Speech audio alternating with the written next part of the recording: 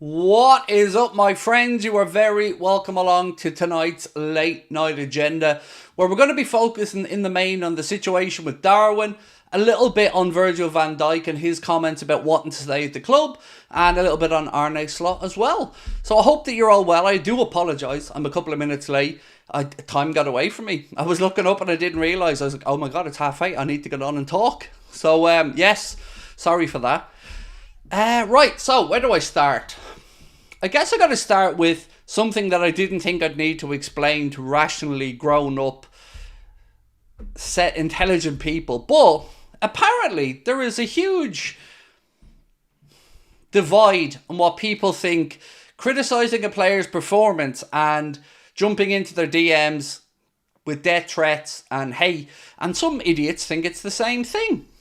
I'm here to tell you it isn't. The amount of comments I read saying, but Craig, you've criticised Darwin, you've criticised Mo, you're part of the hate campaign. Really? You don't understand the difference between me speaking during a game or after a game about a player's performance on my own channel and somebody atting them on social media, jumping into their DMs and plain old hating on them. And I need to explain the difference, apparently, between that to some people, because heaven forbid, I don't know how some people were raised, but they don't seem to notice the difference. And if you're one of them people that can't tell the difference between a criticism or critique of a performance and hate, you've got problems. You've got a lot of problems. Because what you will never find from me is an at on social media, a post on social media telling anyone to get out of our club, me and anybody's DMs being criticising of people. It doesn't happen because it doesn't exist. Because I'm a grown up and I understand the difference. But some of the comments are quite frankly idiotic. If you don't know the difference between me saying Darwin had a poor game or Mo had a poor game and I want to kill your family, which is some of the comments that he's been dealing with, then you have bigger issues that I quite frankly can't help you with. So I got to have that as the starting off point for tonight's conversation, because people are very, very, very quick to try and jump on me when they just don't like me. And I get that. But don't try to lie about me and say things that I've done simply aren't true. It does my head in. I get it. It's confirmation bias. You don't like me, so you see something that shows me in any way in a negative light and you jump on it. I get it. I understand that. But it's dangerous. So anyway, that's my starting point for tonight. We got to have these conversations because it's a serious matter around Darwin. And I don't know what caused Darwin Nunez to take down his Liverpool images. I don't know because I haven't seen them. But what I do know is my true feelings were recorded on a video earlier on that I thought was pretty clear, pretty to the point, and pretty fair based off where we're at. So again, if you don't know the difference between a death threat and somebody having a bad game, you're an idiot. And I mean that sincerely. If you think anybody saying somebody had a poor game and a death threat is the same thing, you're an idiot. There is no other way to word that. It is fair, it is balanced, and it is true. If you don't know the difference and you'd like us to help you with that, no problem. But they are very, very, very different things. One is targeted hate and abuse. The other is an opinion. Anyway, so let's start the conversation. So yesterday evening, the news broke that Darwin Nunez had started to take down images on his Instagram relating to Liverpool Football Club. Now, where I'm confused in this is why. If it's hate, and I'm sure he does receive some horrible messages, because unfortunately in this day and age, social media is full of keyboard warriors that think the anonymity that the internet provides them gives them free rein to speak and threaten and abuse people however they want. It doesn't. So we need to start there. But what I don't like about this is a couple of things. One, that he felt the need to get to this point to do it. And two, I hope he understands that rational, normal people have nothing but love for the man. You can criticise a performance, that's different. But Darwin Nunez has been really well supported from what I've seen from the match-going fans, the travelling cop. You will always hear his name being sung. So these people that are doing these disgusting acts, not only are they not Liverpool fans, they're not football fans, and they're not people that deserve an opinion. They're not people that deserve the ability to post on platforms. I hope Darwin's okay.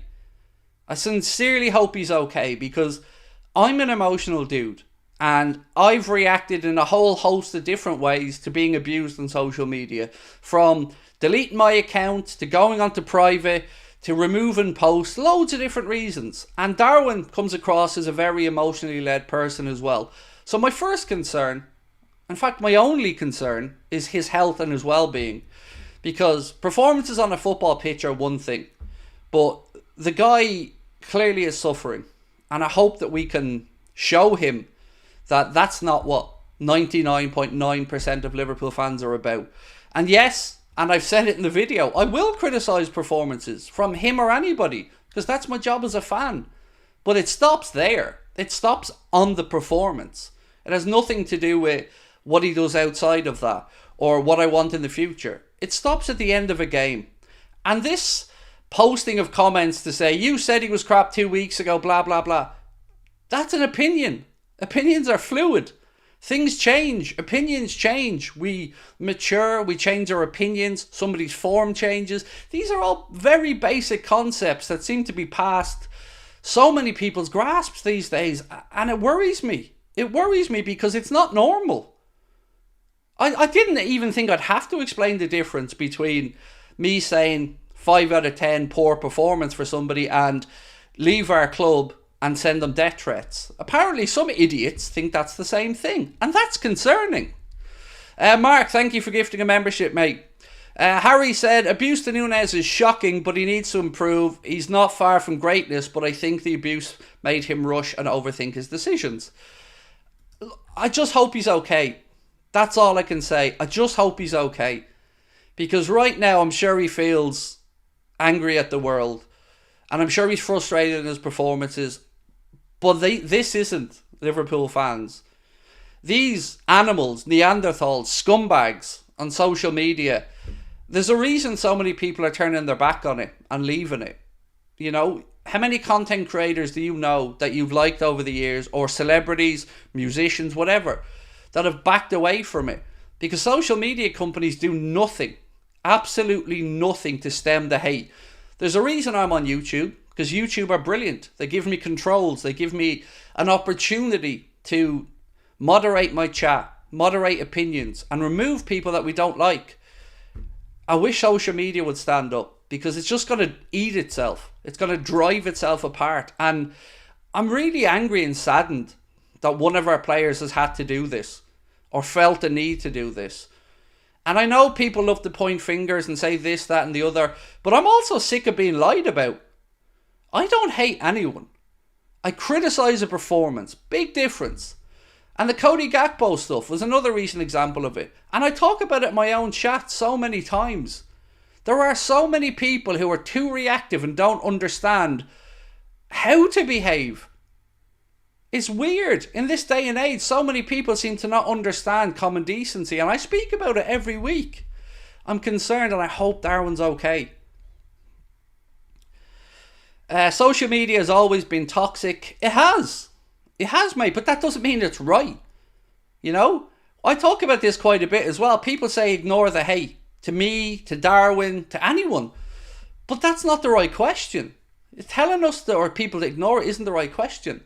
It shouldn't be happening. We shouldn't have to ignore it. Darwin shouldn't have to ignore it, because it shouldn't exist. Social media companies should do more.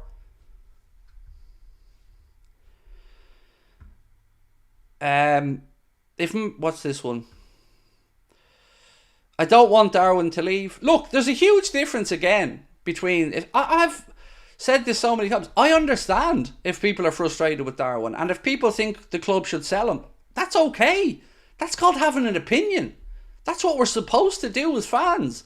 So I'll never go in on anybody that said Darwin's missing too many chances, I think he should be sold, or Salah, or anybody else. That's an opinion. That's cool. That's what we're here for. But nobody's going to start coming and threatening them or talking about their family. That's crossing a line, and that's where we as a society just need to step up and be better. Something must have really scared Darwin if he went to that level. Again, I don't know exactly what's gone on. I don't know. I'm sure that the club and his teammates and the coaches will be helping him out where necessary. I wish he just stuck it on private or something. You know, I don't know why he felt the need to remove all Liverpool posts. But I hope he's okay. That's, if I can get one thing across in this conversation, I hope he's okay. Right, so that's the starting off point tonight. And I think we do need to get to a place in society where we can differentiate. You know, having an opinion, a valid opinion on somebody's performances, that's not hate. And I say it in our chat so many times. If somebody criticises Salah for missing a chance, other people will jump in straight away and go, stop hating on Salah. It's not hate. I'm really concerned that people don't see the difference. It's an opinion. It's a valid opinion based on a similar situation. A frame, a shot in time. It isn't an opinion that has to carry with you forever. Like, surely people understand that we can say Alisson had a poor game and still love Alisson. But in some people's minds, one thing somebody says once should be how they're labelled and hold that opinion forever. As if opinions don't change. As if we don't grow and these things aren't fluid. It worries me.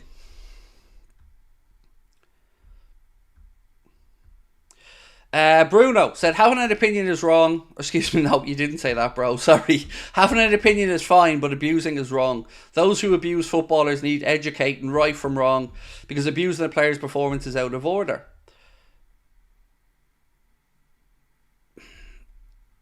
The last part of that sentence got away from you a little bit there. Abusing a player's performance. That's not really what we're talking about here. Critiquing a player's performance is what fans do. If they go into his comments, if they're tagging him on social media, that's where you start straying towards hate. And if you're certainly talking about non-sporting matters or saying get out of my club, that's going into hate. But we need to be able to be free to critique a player's performance, be it Darwin, Salah, Alisson, Verge, Trent, or anybody else. You know, we can't live in a world where everything has to be happy all the time, but we do need to differentiate between a valid criticism and hate. So much toxicity now, we need a restart under Slot, said Mahmood. Did you guys see Arne Slot's press conference yesterday after the Feyenoord game? He seems so happy and proud to be coming to Liverpool. I'm loving it. You know, it's really sad we're losing Kloppo, and I was really happy that Kloppo got the win yesterday, and we started to see him smile again and look like, you know, some of that weight being lifted off his shoulders.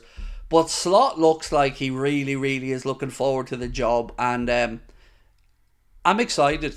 I'm excited by the possibility of it. Obviously nervous about change. Change is always daunting, but yeah, really happy to see how up for it he looks. Sky did a really good piece today as well. If you guys get a chance, check it out. I think it was Gary Cotterill went over to the Netherlands, spoke to some of Arne Slot's youth coaches, spoke to people who grew up with him and stuff. It's a really lovely piece that, again, only added to my excitement about the calibre of person and manager that we're getting at the football club. I'm ready. I'm ready to fall in love all over again.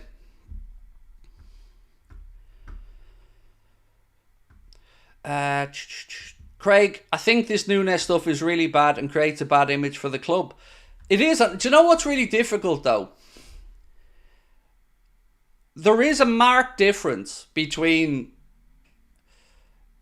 idiots on social media who don't know how to lose or don't know how to... How do I say this? It's so difficult to express. If you're dropping into anybody's DMs to criticise, that's wrong. Like, straight off the bat, whether it's a friend, a content creator, it doesn't matter. A sportsman, if you're going in to their DMs or tagging them or posting underneath hate. That is hate. These are platforms that we discuss things on. These are where we speak about players, where we talk about their abilities. But yeah, we need to somehow find a way to stop this. Like, remember, it's not just a Liverpool-centric problem. There are many footballers who've been abused on Instagram or Twitter or many other social media platforms by cowards who are using the anonymity of the internet to hide. And that needs to be stopped. Or we're just going to have a place where nobody famous or interesting will bother with social media. I certainly never regret leaving social media. It's made my life better that I'm not on Twitter. Leave the man alone. He has a life outside of football, said Stevie Boy. Threatening him and abusing him is sick. Mental health is an issue. Hope he's getting the support he needs. Exactly. And as somebody who is an advocate for mental health, that is my first concern in this situation, is his health and well-being. You know, football performances come and go, it changes, but yes, I hope he's okay, because when you're in this little bubble, it can be difficult. And I hope that, I'm sure his teammates will be supporting him, because they seem like that type of group where they're, you know, all together. I definitely know Jurgen and the club will be trying to assist Darwin how they can. And I'm really saddened that it's gotten to this place that people feel this way.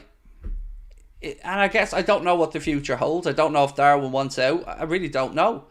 But we do need to start coming to a point where we differentiate between going after players and talking about them. Talking about them is fine.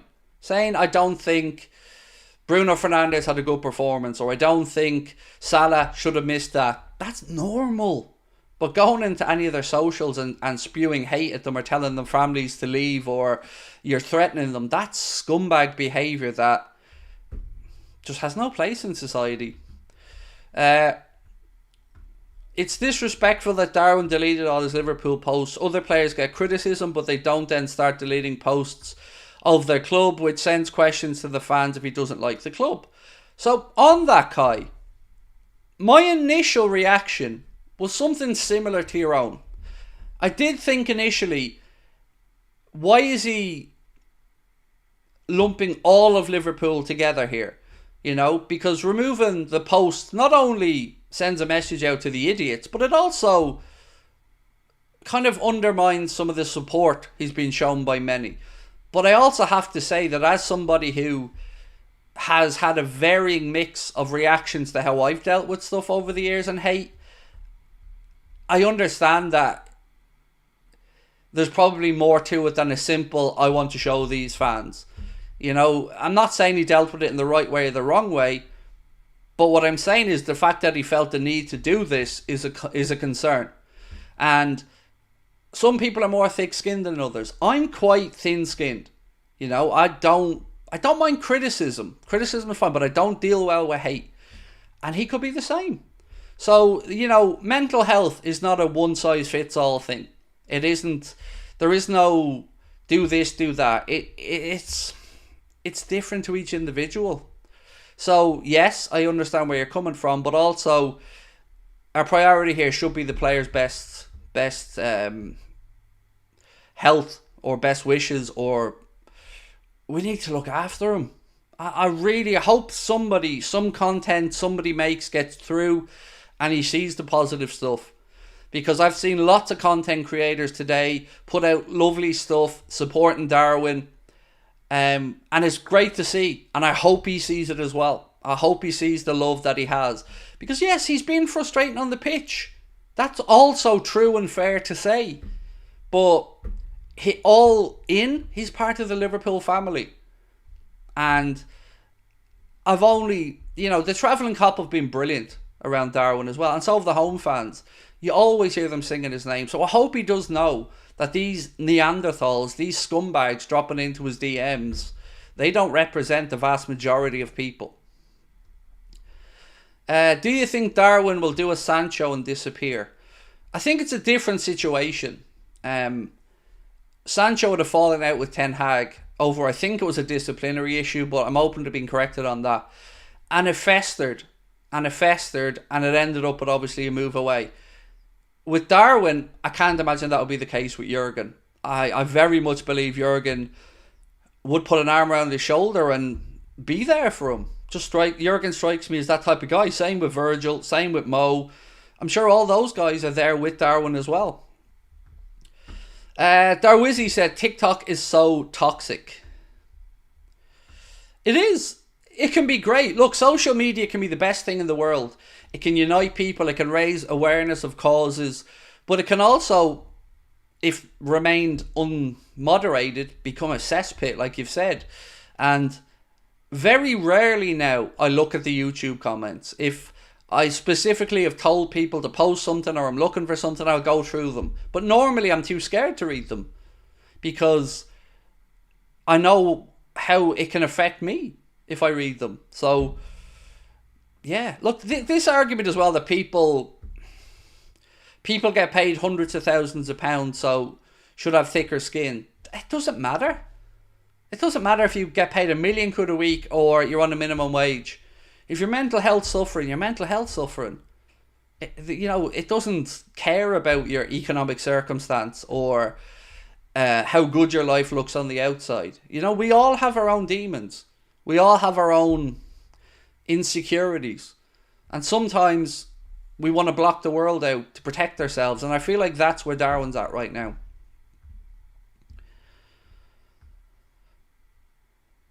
It's not nice being abused, but what's the alternative? Let the government police speech. What could possibly go wrong there? Did anybody say that though, Maddie? I mean, you're laughing because you think you're hilarious, but it's a fucking ridiculous comment. Did anybody say that, mate? But what we can do is start banning IP addresses. Start making people really show who they are on social media. Make people use their real names on social media. And show that there are real world actions for how you behave on social media. So you're laughing, but you're laughing and showing your own stupidity at the same time. So, I don't know what else to say to you, mate. Again, you're another one of these clowns that thinks there's only one solution to a problem and it's to go very far drastically in the opposite direction. It isn't. Most people live in the middle. Weird.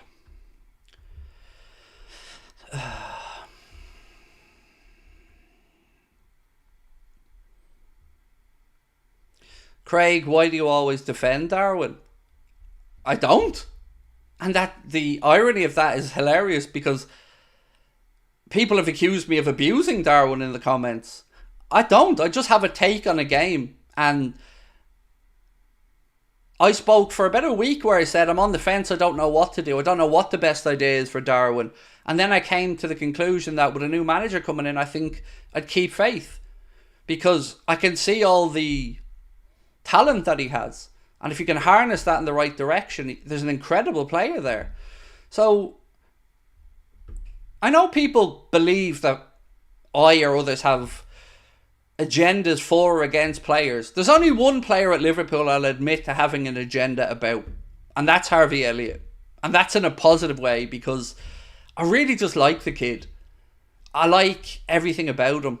I like the fact he's a Liverpool fan growing up. I love the small things he's done, like gifting his match kit to the kid in the hospital bed beside him when he had that injury. I just like Elliott. So yeah, I'll have an agenda where I'll probably defend Elliott more than others do. But I have no agendas of hate against any Liverpool player. I just have opinions that are my own opinions. I don't expect everyone to agree with them. But again, as I say to all these other people, show me any posts of me on social media abusing anyone or in their DMs. You won't find them because they don't exist.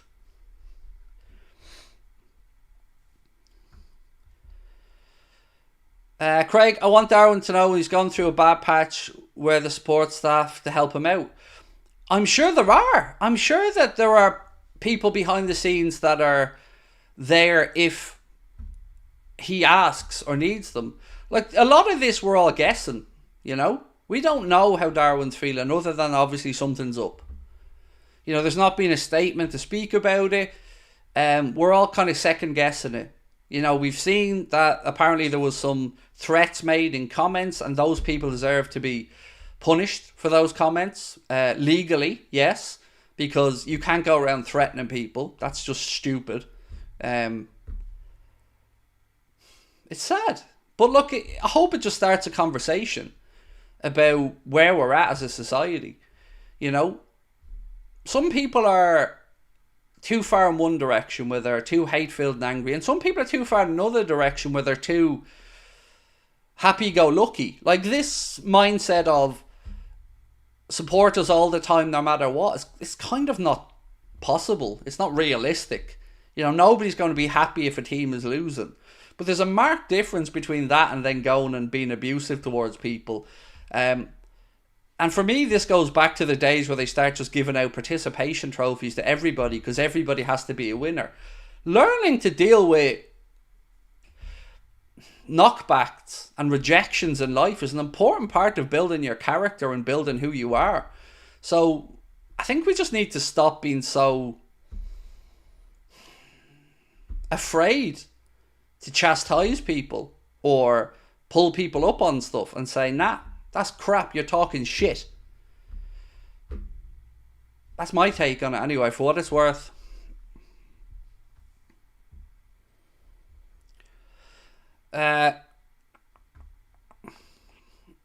Sorry.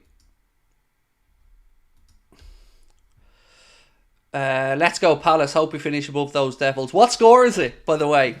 I'd see it was 1-0 when I was coming on, and I think I seen you guys say 2-0 in the chat, which is hilarious. I mean, if you even look at the if you look at United's bench, it's a very weak bench, so it's not looking great for them at this moment. Oh, it is 2-0, is it? Oh, wow. Not so. What's the likelihood of United finishing 7th now? Because that 7th looks like it's going to be the Europa Conference League spot. Because if Manchester City win the FA Cup, then the FA Cup place goes to the league, and it will go to the team in 6th place in the league. The Europa League place, meaning 7th will get Conference League.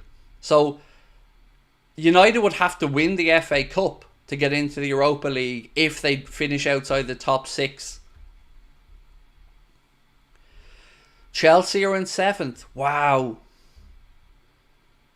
That's crazy. So United could well end up, what, 8th? That's mad. So Jurgen Klopp has been speaking about social media abuse, and he said, if you're sending these messages, online abuse, while claiming to be a Liverpool supporter, be it your own players or an opponent, you're not welcome at our club and in our sport. If you have this hate in your heart and your head, you can walk alone because you don't walk with us.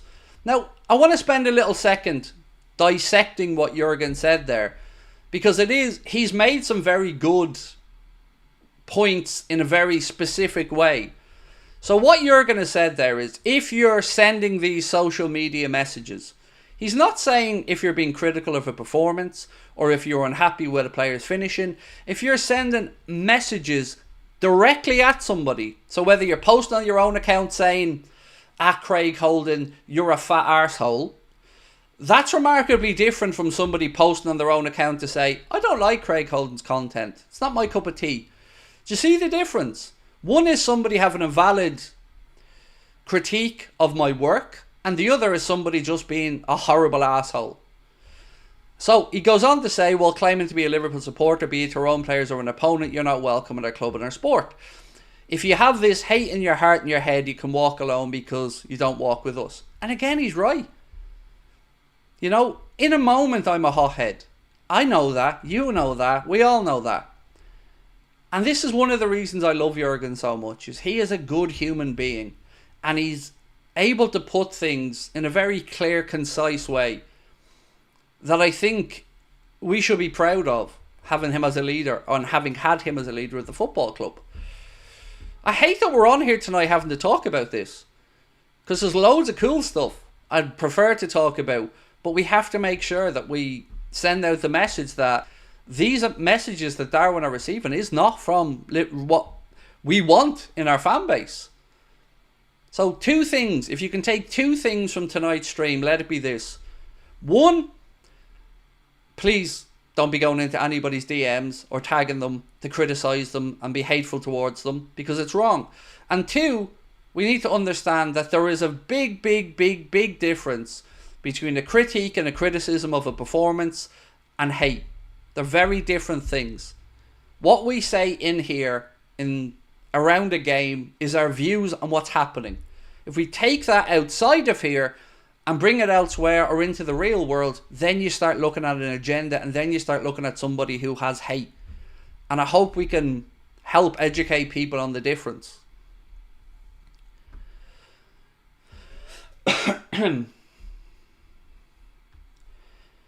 I love what Keane said about Haaland. I just feel like Keane has an agenda against Haaland because of what happened between Keane and Alfie Inga Haaland. So I think that's part of where Roy Keane's snidiness towards Haaland comes from. I don't even know what a DM is. A direct message, mate. A private message to somebody. And one of the things I always hated about Instagram was that ability to direct message anybody. Now, they do put them in different folders and stuff, but I don't like that you've got that ability on Instagram.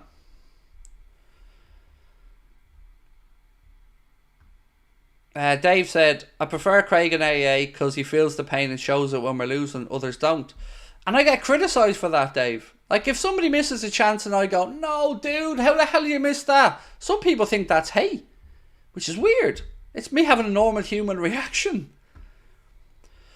Good question here from Galileo Beast. I love it, mate. Great question. Said, what should Arne motivate Nunez to become a beast? Remember when I was speaking to you about that great piece on Sky Sports from Gary Cottrell going over to speak to people who've known Arne Slot since he was a kid? One of the things, one of his coaches that coached him when he was a youth player said that, and he gave it an example of Salah actually. He said, let's say the situation with Ten Hag and Ronaldo at United. He said that wouldn't happen with Arne because he would bring, and he used Salah as an example, he'd bring Salah in and he'd say, look, you're important to me. Let's work on this. You're a big part of this squad, and figure it out. So I think his man management is going to be brilliant, similar to Jurgen. And that's one of the aspects that I'm looking forward to seeing with Arne Slot is, you know, everything I read about him, the fact that he cuts out, when he's shown videos of performances against teams, he sometimes cuts out the mistakes his own team made because he doesn't want to damage confidence. Now, he isn't afraid to speak about things that they need to do better. But even the way he changes training to keep people interested all the time, loads of stuff I'm reading about Arne Slot just really does make me happy. And I can understand why the club have made this choice, why he's the one that they've gone for. And I'm delighted by it. I'm excited for a new era. I'm nervous, of course, as well, but I'm excited by it.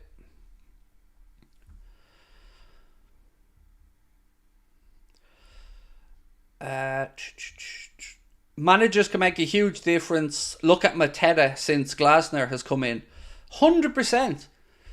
Look, I'm going to admit to something here now that I'm probably going to get slagged off for, but fair enough. One of my guilty pleasures is Below Deck. You know, the show about the super yachts and the staff and the crew and all that. I love it. Me and my wife watch that all the time. But one of the things I've noticed from that is, as well, is kind of gone into what you said. It's people responding to different styles of management and different ways of motivation. So some people need an arm around the shoulder. Some people need to be yelled at. Some people need another method.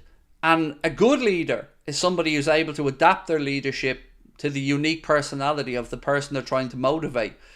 And I've learned that from watching Below Deck because of the way the different captains and the different bosuns and all led the teams. And I'm not ashamed of it. It's an amazing show. I can't. It's brilliant. It is. But yeah, you know, if you've got a management style and that's it, you're going to alienate some of your team because you need to be able to handle different people who respond to different motivations. I'm glad to see there's a few more people in the chat who love Below Deck because I can't lie, I've watched them all. Australia, All of them. All of them, even the sailing ones.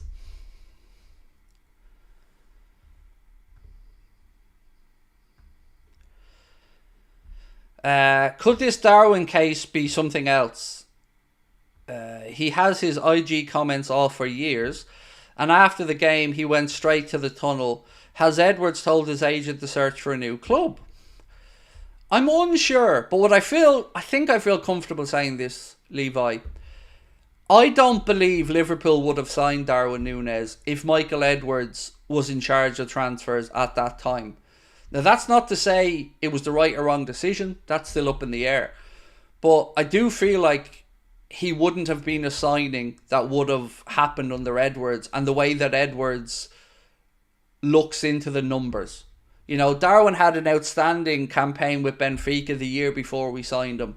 But that was 1 in 4. It was a bit of an outlier compared to other seasons. So I think it's easy to see why we signed him. Like, he played really well against us. He was having a banging season. But that's why I like Edwards. He looks at things over a bigger picture and kind of removes the emotion of it and just looks at the numbers. And sometimes that works, sometimes it doesn't. But all in all, I have asked myself, a couple of signings, not just Darwin, that we've made since Edwards left, that wouldn't have happened under Michael Edwards. And again, I'm not trying to say they're right or wrong, but you can see a marked difference of how our transfer business has happened. I like the patterns of play. Feyenoord play under Slot, said Dreg Dillon, excuse me. Oh, so I need your help, right? Bear with me for 2 seconds while I bring this up on screen. So this show, the Cardiff show, is on sale now. And I think I found a really cool way to help us try and sell it out. Now bear with me. If you'd like to come to the show, first and foremost, you can either click the link at the top of the chat, scan the QR code on the screen, or there's a link in the description. But hear me out. The venue is about a 200-seater venue. Just under 200 seats. And if we sell 2 tickets a day between now and the event, we'll sell it out. So my goal is to try and make sure that we sell 2 tickets a day to come and see Anfield Agenda in Cardiff. And then we'll sell it out. And it will be our first sold out show. So if you're in that part of the world, couple of good bits of news. Firstly, all the tickets, of course, include a meet and greet afterwards with myself, Connor and Ben. We're also going to be able to welcome in everybody. It's an all ages event, so it doesn't matter what age you are, you can come along. Tickets are priced at just £15. I believe there's no booking fees or anything on that either, because we're selling the tickets directly ourselves. And you can get a family of 4 for 50 quid. And it doesn't have to be 2 adults, 2 kids. It can be 4 of your mates. Buy a ticket, save money. £12.50 a ticket if you buy it that way. And we're going to have an amazing night. Cardiff is shaping up to be brilliant. And then we're going to be in Liverpool 2 days later. But if you want to come and see us in Cardiff, tickets are on sale now. Thank you to those who bought tickets already. I can't wait to come and see you guys. But we will be there on the 2nd of August. Will there not be a Dublin show? No, there won't, mate. Unfortunately, there was no interest in it. That's the God's honest truth. You know, we put the Belfast and Dublin tickets on sale at the same time.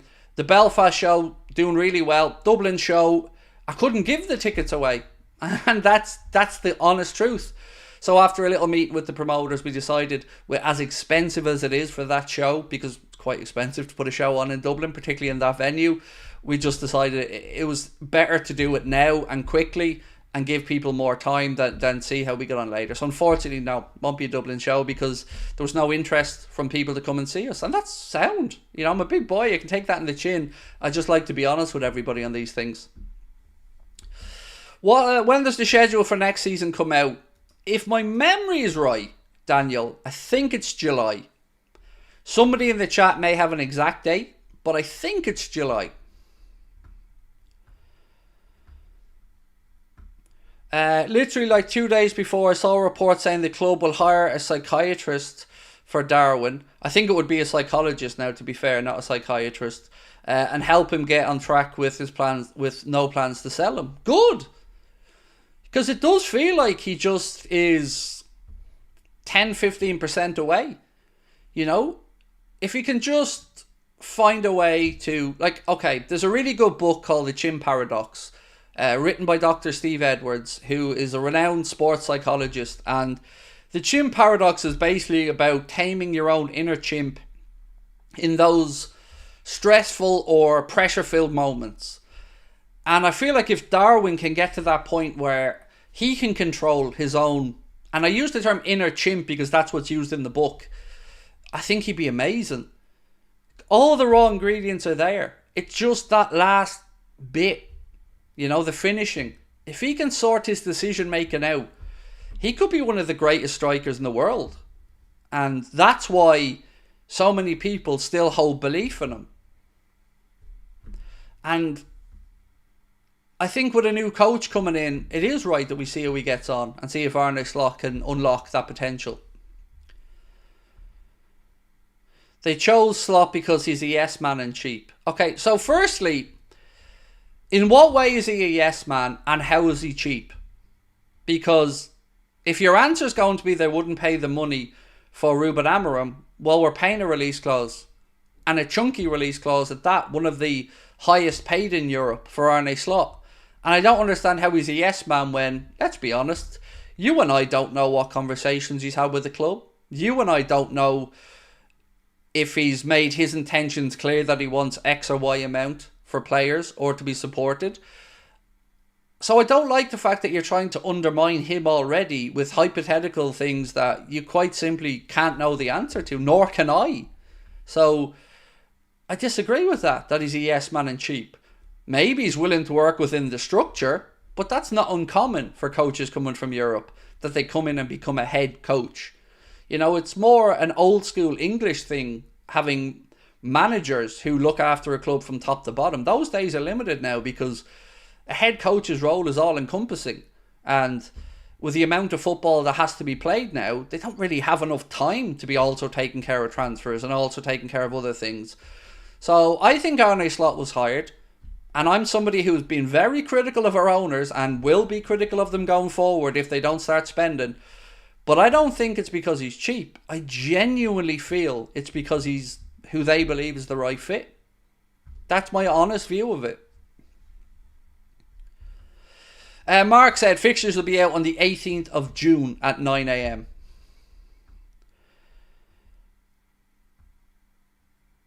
I don't deal in if, ands or buts. I deal in absolutes. What the that's just absolute pony, mate. There is no absolutes. You can't go through life thinking everything is black or white. That isn't the case. And I say this as somebody who had to learn that there's a grey area. Because with my Asperger's, and I don't bring this up much, but with my Asperger's, my whole life was black and white. I could cut my family out like that and flick a switch in my brain and it would be no big deal to me. And that's wrong. But I had to learn that there are grey areas in life. So, no, you don't deal in facts because things aren't that straightforward. There are grey areas in life. There are nuances that we have to understand.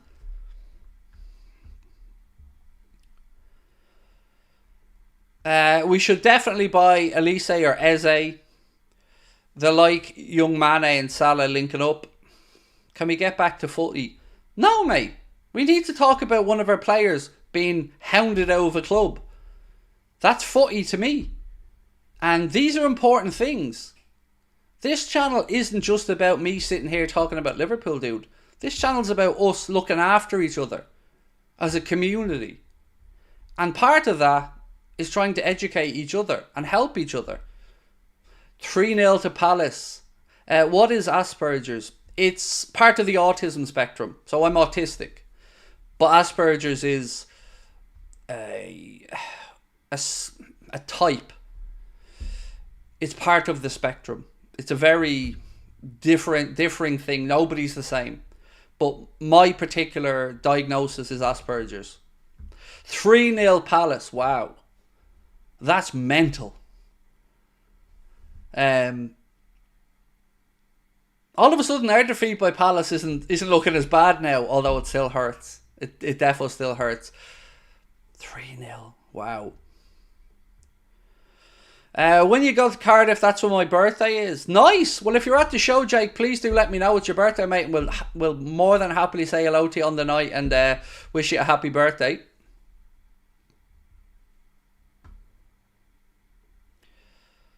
Craig, my girlfriend is the same thing as you, so I know what you're on about. Yeah, look, I was late. I was only diagnosed with a 35. But anyway, to get back to football, a little bit on Coop Miners now. Transfer Sector posted and they credited Matteo Moretti with this, and they said Coop Miners' preference is to remain in Italy. So, you know, if that's the case, no issues with that. I've said this before. I only want players who want to be at Liverpool Football Club, and I can understand if he's happy in Italy. Coop Miners, he's, you know, playing at a good club there and could feel settled. So, yeah, I have no issues with that. I just brought it up because he's been a player linked with us quite a bit over the last couple of weeks. Mark said to me, looking at pics on social media, there's literally fans falling asleep at the United game. I'm glad it's not us, mate. I'm glad it's not us that have to watch it. Do you think Klopp will join Barcelona in 2025? I've always had the opinion that I don't see Klopp at a Real Madrid or a Barcelona. It just doesn't strike me as a Jurgen Klopp type of job. You know, I've always said the same. If he goes to Spain, I could see him at Atletico maybe. You know, that club that's just a little bit under the top two, but with the potential to be great again. Kind of like Liverpool. Same at Dortmund, I could see it there. That kind of slight underdog. But maybe, I don't know, maybe he wants an easier life and maybe he does like the idea of a Bayern, a Barca or a Real Madrid. So the honest answer is I don't know. I have no idea what Jurgen's going to do next, but I will only ever wish him well with whatever he does do. And I'd like to see at some point him take the German national team job, because I think he'd be great and I think it'll be a tremendously proud moment for him as well to lead his country. Craig, I agree that Michael Owen is a weak pundit, but he could really help Darwin. He talks very intelligently about how to finish in each situation. 100%. 100% agree with you. Yes, there are loads of things like that the likes of a Michael Owen or a Robbie Fowler or an Ian Rush, absolutely, mate, leaning on the wisdom and knowledge of players who've been there before at the very top of the game. No harm in that whatsoever.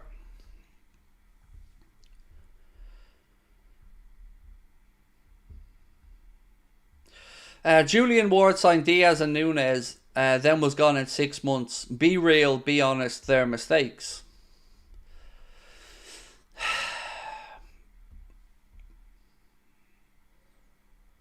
The only part of me that wants to say that maybe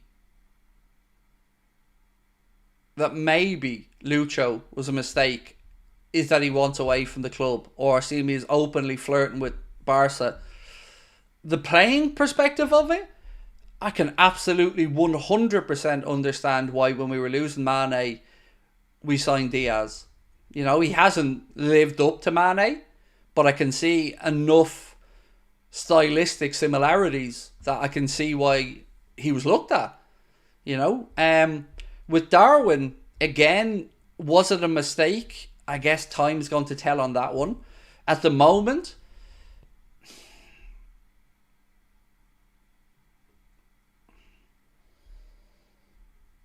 it doesn't look like value for money. But again, I still think it's worth persevering for a little bit longer. Another half season or season to see what a new coach, new ideas, new training methods. See if any of those can, you know, inspire him.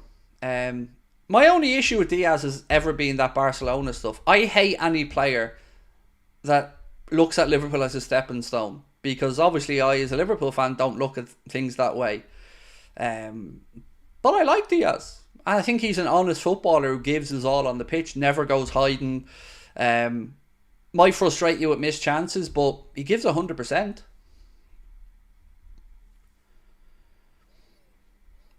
I'm a big fan of Xavi Simons. That kid would be good at Liverpool. I know he's a good player, but he's a PSG player.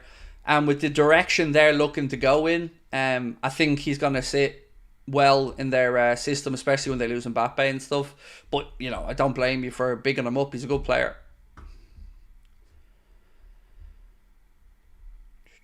I don't know how, but you always change my mind in a positive way. Thank you. That's all right, my man. I've had my mind changed on here many times by people. I've come onto a stream with one opinion, listened to other people's and thought to myself, actually, do you know what's a good example of it? There's a guy in our Discord group from the Netherlands, and just before I recorded the Darwin Nunez video today, I had a conversation with him in Discord about how he views the Darwin situation and how I initially viewed it. And it was that conversation that gave me a more well-rounded picture and changed my perception of it. So this is why I love what we do, because I think we can all learn a lot here. Oh, so to Ref Watch, just for a little minute, I want to read you out something from Ref Watch that, again, really pissed me off. So we've Dermot Gallagher on there being asked about the Cody Gakpo penalty shout. This is how they've described it. Incident. To Anfield and Liverpool, Liverpool had a shout for a penalty in the first half during their 4-2 win over Spurs. Cody Gakpo went down after a challenge from Van de Ven, but Paul Tierney waved it away. Here's what Dermot Gallagher said. How he reacted sold it to the referee. He does get clipped. Again, I'm going to read that out. He does get clipped. But the referee is very close and sees him go through the air and convinced him not to give a penalty. They can see that Gakpo was tripped, but they have to go with what the on-field referee says. So he will say he thinks Gakpo has launched himself through the air, which you can't really argue with the referee there. He waves it away immediately and says no. Once he said the line, he does get clipped, that's where his opinion should start and end. Because how a player sells it or doesn't sell it has got nothing to do with the fact they were fouled. And he was fouled. Now, Stephen Warnock, to his credit, turned round and said, I think it was a penalty. Dermot Gallagher is embarrassing referees. And we're being, again, treated like morons. He was fouled. End of conversation. Everything else he says after that is nonsense. And to say that because the referee didn't give it, VAR can't change it, is absolute pony. Of course they can change it. That's what they're there for. Every single week, these clowns that are defending referees come up with a new set of mental gymnastics to basically undermine what they said the week before, and I'm sick of listening to them. But in brighter news, Crystal Palace are 4-0 up.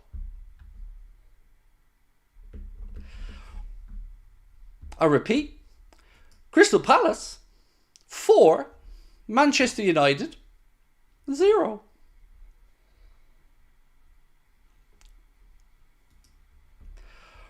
Oh dear. So what you're saying to me is 4. It's not 3-0, right? 4. Wow.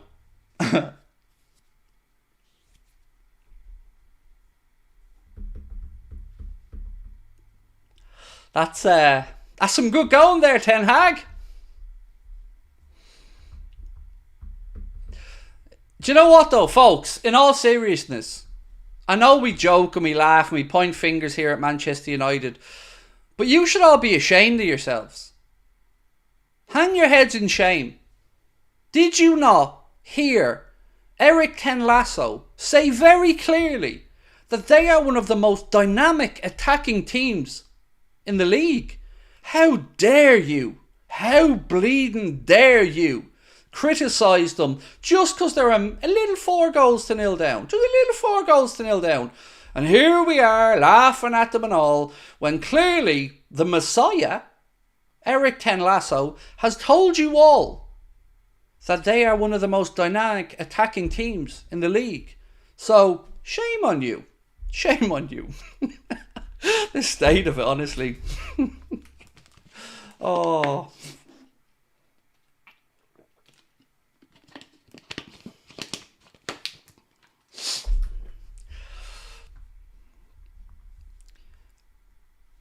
The fact that so many United fans are so quick to just think we're getting another 10 Lasso is hilarious. Like, oh, he's bald and he's Dutch, therefore they must be the same.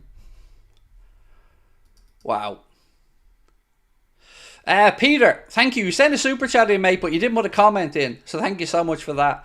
Can we get a whoop whoop for Palace? Oh, absolutely, Abdullah. I am here to serve, my friend.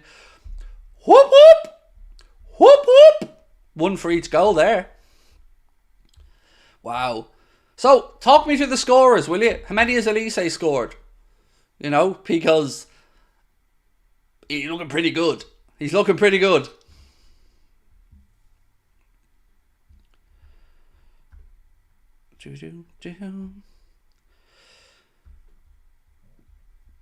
Daniel, sorry mate, I missed your super chat. Apologies mate, I'm back up to it now.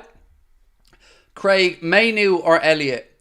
So I don't, excuse my ignorance here, Daniel, but is Mainu more of a deeper lying midfielder? Cracking footballer, by the way. I mean, you guys have a really, really top-notch player in your hand. But I love me a bit of Harvey Elliott, dude. And I'm an unashamed Harvey Elliott supporter. I even named my dog Harvey after Harvey Elliott. And also because he is a similar type of dog to me as well. And I love Elliott. I'm a big fan. But I can't deny Kobe Mainoo was a wonderfully good footballer. And I'm sticking with my boy Elliott.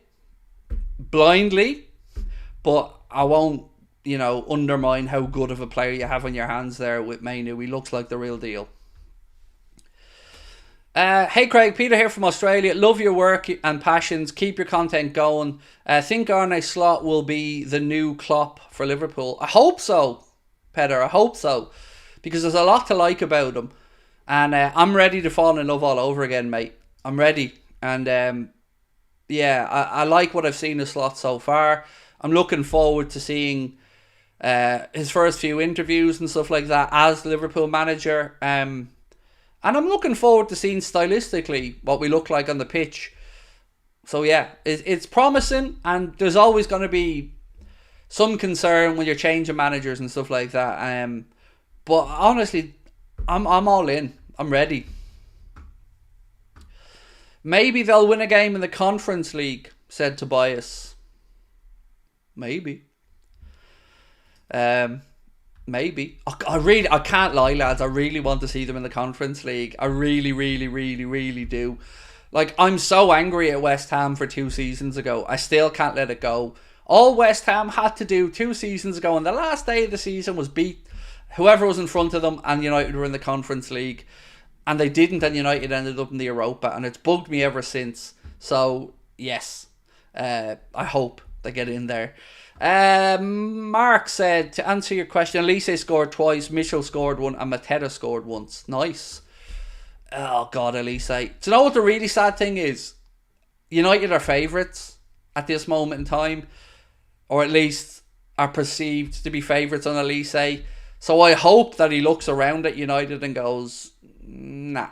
Because I know he's apparently a United fan, but if I'm him, there's better clubs. There's better clubs, and I wouldn't go there. But I would say that, wouldn't I? But he's a class young footballer. Them hamstring injuries are a concern, but when he's playing, man, when he's on form, he just makes it look easy, doesn't he? Craig, bit off topic, but what's happening with top of the league?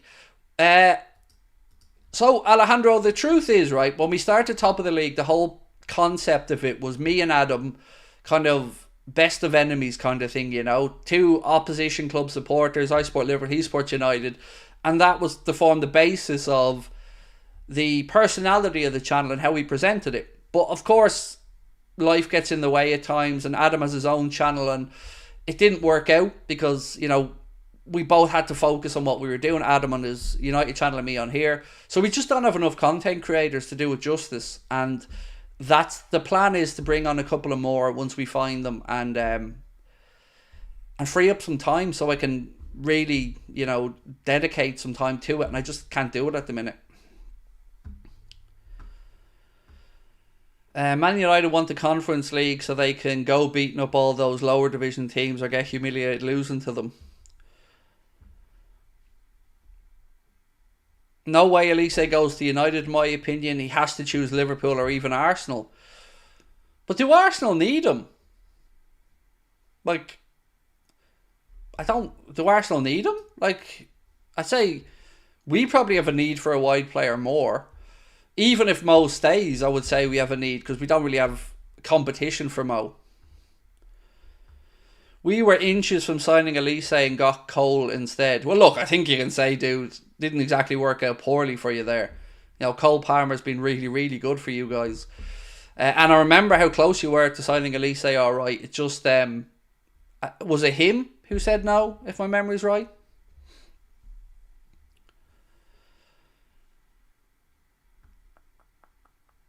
Will Liverpool get top four next season?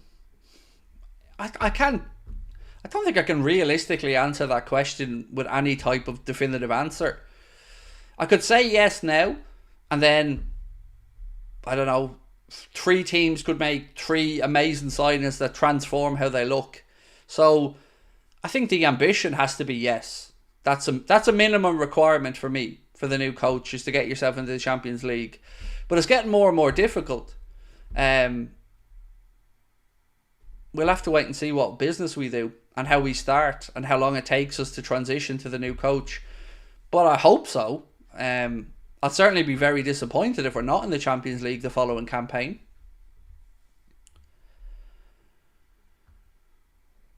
Do I rate Ben Doak and could he take Salah's spot in the right wing next season? I don't think he's ready yet from the few bits I've seen of him to take Salah's spot or challenge him.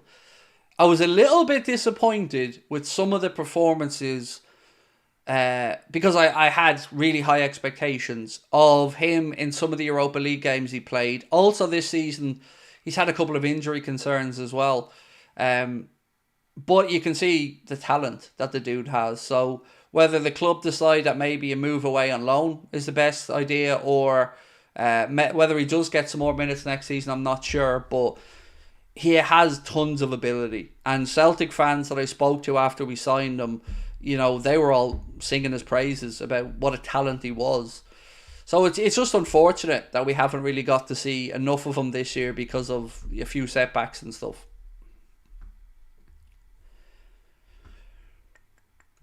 Arsenal's priority will be a proper left back and possibly a keeper. Hi Craig, my dad loved watching your videos and sadly passed away on Tuesday. Oh Liam, I'm so sorry mate. I'm so sorry. It's never easy losing a loved one mate or especially a parent. I'm so sorry. Sincere condolences mate to you and your family. And I know I speak for everybody in the chat as well. That I lost my own father as well, mate. You know, I was 21 when my dad died, and I'm 42 now, and I still wouldn't say I'm over it. Like, so I'm so sorry, mate. I hope you guys are coping as best as you can, and if you need to vent or come in for a chat or maybe a laugh around, you know we're here. But I'm so sorry to hear that, bro. Rob said the main thing Man United did was broke us and Everton, knocked us out of the title race for the title, although we lost to ourselves. Oh yeah, Everton fans and United fans are dining out on that this season. Particularly the Everton fans, to be fair. Lost the league at Goodison is like a trophy for the Evertonians this year. But you know, it is, whatever way we disguise it, it is a frustrating, difficult end to the season. And it feels a real come down from the possibilities that were there. Do you know what else annoys me though? The amount of people who talk about Liverpool fans saying, is this quadruple still on and stuff? I don't remember speaking to many Liverpool fans, if any, who actually openly spoke about a quadruple. It was the media and others that mentioned it. Like, I certainly don't remember you guys coming on and going, quadruples on, Craig, quadruples on. It's just, it's one of these sticks that people used to beat us with that they've invented in their own mind. It's weird.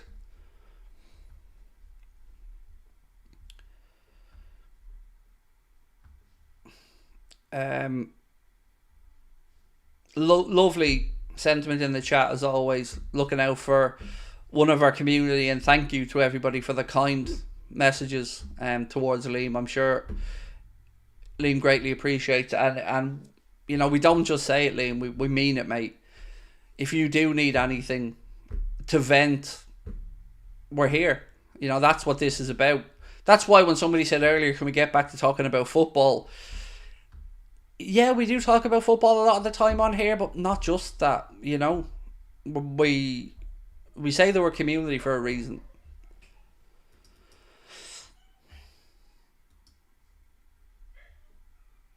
Sorry, I'm reading something here that was sent. One sec.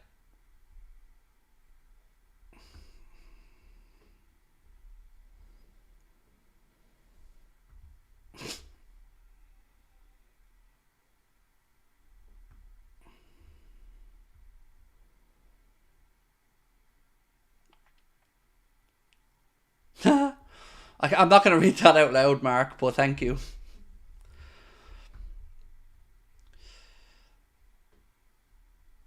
I wonder how this Man United team finished top 4 last season. It's because we fell off, basically.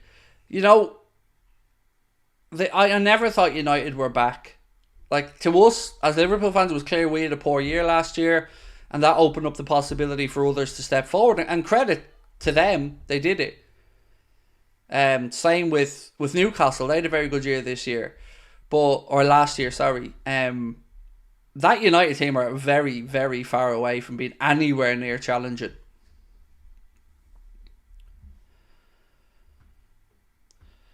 I've heard of league expectations for Slot, but what about Champions League and Cup expectations? I think I've spoken about it myself on here. I've said for me, he needs to get us out of the Champions League group stages, hopefully towards a quarter final. Domestic cups, I really don't ever have expectations going into a season, because sometimes it can depend on a few factors. What your fixture congestion is like, how you're suffering with injuries. Do you get a home draw or an away draw? Do you get Premier League opposition in round 3 of the FA Cup, or do you get a League 2 side? You know, there are lots of factors that are difficult to gauge. So for me, get out of the Champions League group stage, hopefully towards the quarterfinals, and qualify for the next year, and upwards of that I would take as a bonus.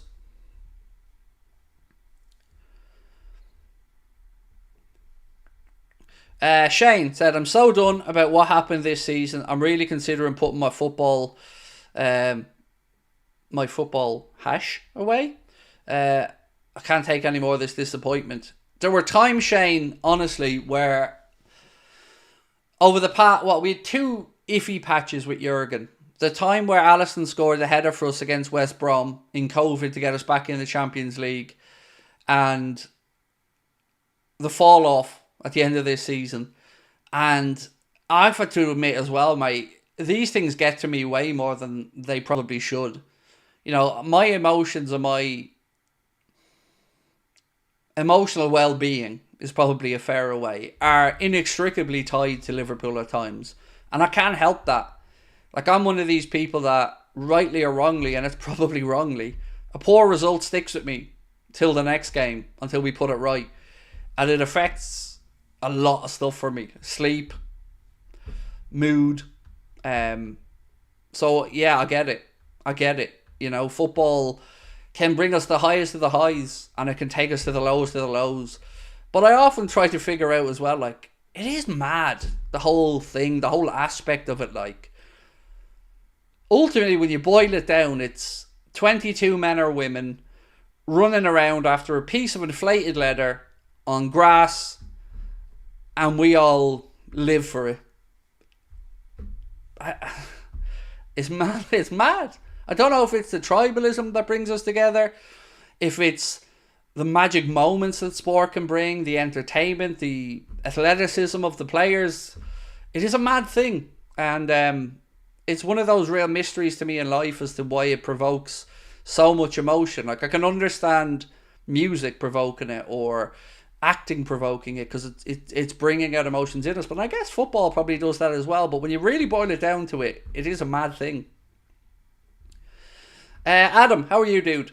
Said, Craig, I hope you're doing well. What's the Darwin news chat? Also, with third place cemented, what youth players would you like to see start a game? I'd love to see Dan's get a couple of minutes if he recovers. Bobby Clark's season is over. Unfortunately, he's posted that himself. I'd like to see... do you know what? In its simplest terms, I'd like to see Trent given a run in midfield properly and Bradley put in at right back. Maybe Jaden Dan's given a shot up top, even if it's not a start, even if it's a good solid half an hour in one of the games. And yeah, that's probably it.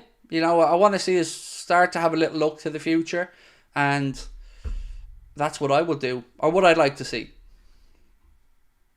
And thank you as well, mate, and I hope you're doing well. Thank you for your super chat, and I hope you're doing well. The lows make the highs sweeter. They do. And Samuel, it's what I spoke about earlier on, mate, as well. Do you remember at the start of this whole stream when we were talking about Darwin and all this type of stuff? Losing is important, and being told no. They're important life lessons to learn. And I think Jurgen Klopp spoke about this as well when we lost the first Champions League final. He said to the players, remember this feeling, because you won't want to feel it again. And adversity and rejection and failure are some of the most important learning experiences that I went through growing up. And it certainly does make you appreciate the other stuff. You know, it's like, you know, we've all known that kid that was given everything and has no respect for money because everything was just given to them, versus somebody who's had to go out there and work and understands how hard it is to make that money and appreciates it. Similar things. I'd love to see Cade Gordon get a chance in the first team, said Jake. There was a good piece in the Echo actually about Cade Gordon helping Liverpool turn around a 2-0 deficit to win 3-2 recently to keep alive their chances of the Premier Division 2 title, I think it is. And yeah, Cade Gordon's definitely somebody who has the talent. He's also had a rough time with injuries, but good shout. Wouldn't mind seeing him get some minutes either. Shane Buckley said, I don't want my son to feel that way. I felt all my life about football. As much as I love it, I have football tattoos on me for the rest of me to think about it. Look, for me, mate, football just became an escape for me when I was growing up. You know, whatever was happening at home and all the other stuff, I could go out there and play football and forget about it. I could be out there with my mates and forget about it. So I threw myself into sport growing up, and then naturally football became my hobby and watching football. And I wouldn't change it though, personally. Like, I love it. I love the sport. So how likely is it that Nunez leaves Liverpool? Are both the club and player losing patience, said Richard. Honestly, Richard, mate, I don't know the answer to that. I hope that the answer is that neither the player nor the club have given up, because it's not the right answer. I don't know if Darwin wants out of Liverpool or not. I can't answer that question. But I know that we need to wrap an arm around him and show him that no matter what happens, those scumbags that were posting those horrible, horrible posts aren't what Liverpool fans are. And again, I want to draw a huge... I can't believe I keep having to say this, but there's a marked difference between criticising the performance and hate and going into someone's DMs and death threats and family messages. We don't need that. He doesn't need that. Football doesn't need that. And real football fans and real decent human beings won't do things like that. And as much as we can be critical of a player, he's one of ours. And we should put an arm around him and we should support him, because he's clearly shown he needs that support. So let's show him the other side of Liverpool, that when one of our own needs help, we rally round. And I hope, and I've seen a lot of great stuff today from a lot of great content creators and fan accounts who are saying that, you know, we can hold the opinion that, okay, maybe it won't work out, maybe he isn't going to make it. That's okay. But if he doesn't, so what? You know, we still need to show him basic human decency. What CDM would you like to see brought in?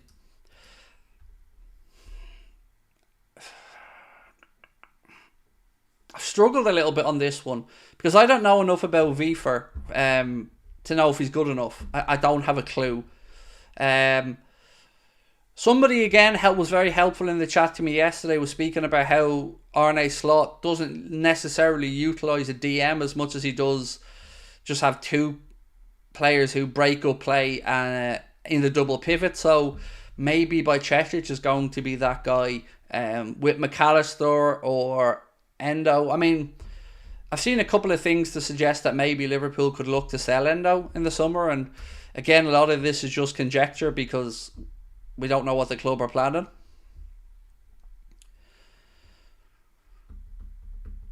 So I'm going to try and give you an answer to your question on the DM though, because I don't want to just brush it off.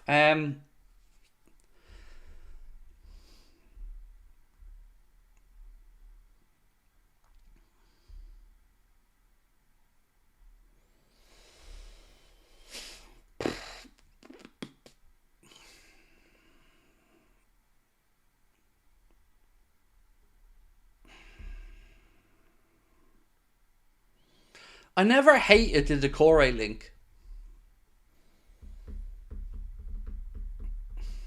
I'm being realistic. Like, I'm not going to start throwing out Barella's, even though he's more of an 8.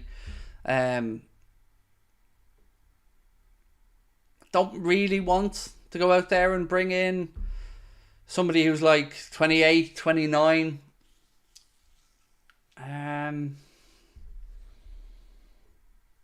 I don't even know about Andre Trinidad Samuel. He's injured, I think, at the minute because he wasn't in the Fluminense lineup the other night when I checked. Yeah, I don't know, mate. I really don't know. My knowledge just wouldn't be deep enough around Europe to know who we might be looking at. Like, you could speak about the kid from Benfica, Florentino Luis, but I don't know if that's realistic. Ugarte, I'll never understand why we weren't in that conversation at the time. Genuinely baffled as to why we weren't part of that conversation. Palhinha, probably understood because of the age profile. Kone,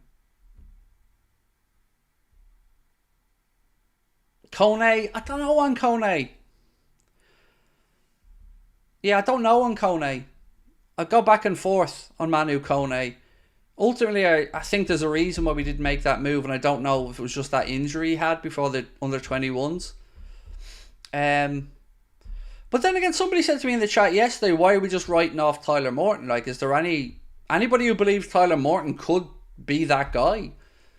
Because I find it weird. In one breath, I'll say he did very well at Hull, which he did. But then the next breath, I'll say, I don't think he'll make it, though, at Liverpool. And it feels weird saying that. Because I have no real basis in reality to back up that he won't make it at Liverpool other than my own kind of ill-informed opinion.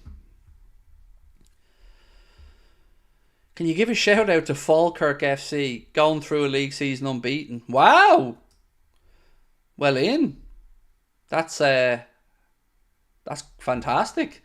Going through any campaign at any level is amazing.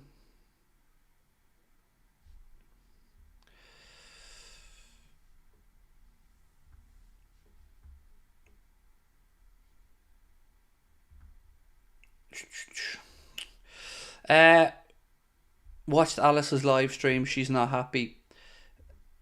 I don't blame her. I don't blame her. As a United fan, I wouldn't blame her. Great content creator though. So if you are popping in, say, pass on our respect. Is that the word? Just say hi for us if you do pop in, because I like Alice's videos. She makes some good content.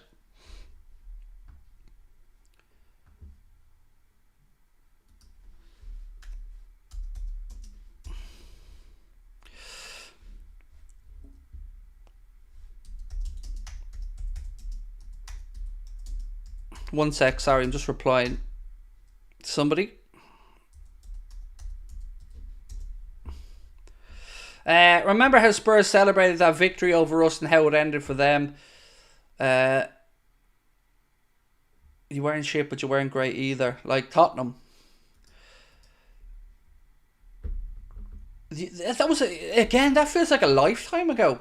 You know, I seen, I think when Gary Neville was speaking about Ange Postecoglou recently, I was thinking back to that game where, like, at that time, Spurs were being spoken about as title contenders, and I think Neville even said that they'll finish above Arsenal in his mind. It just goes to show how many ups and downs and sways we have in a season.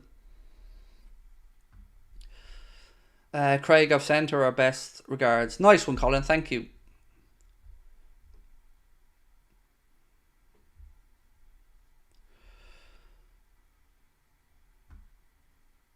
Can you shout out my mate Thomas Graham, the #1 Man United supporter?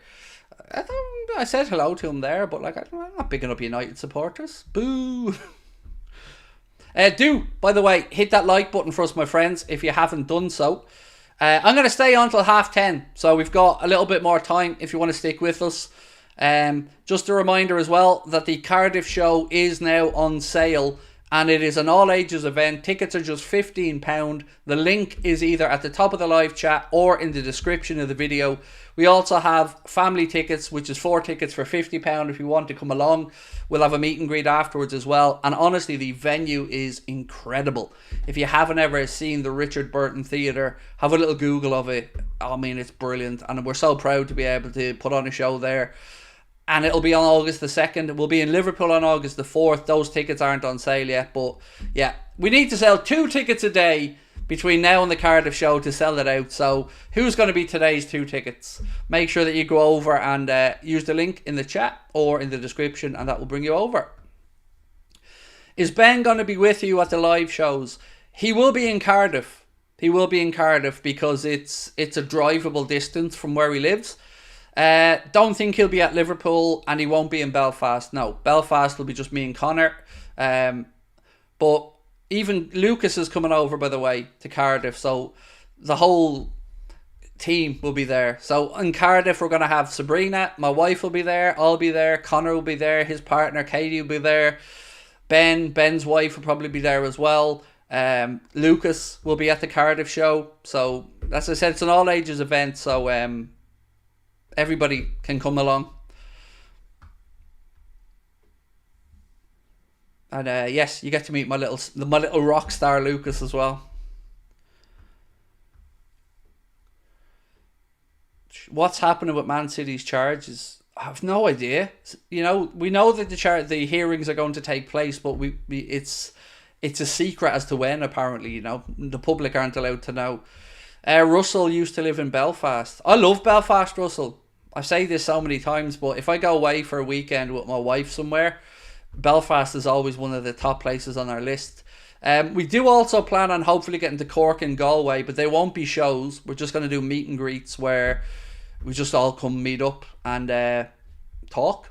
So these are the last live shows we're going to do. We're not going to, after Belfast, Cardiff, Liverpool, no more Anfield Agenda live shows. These are the last ones we're going to put on. So if you want to come along, again, tickets are on sale. Man United fans already making excuses. Like, let them, you know. Yeah, let them. It's again,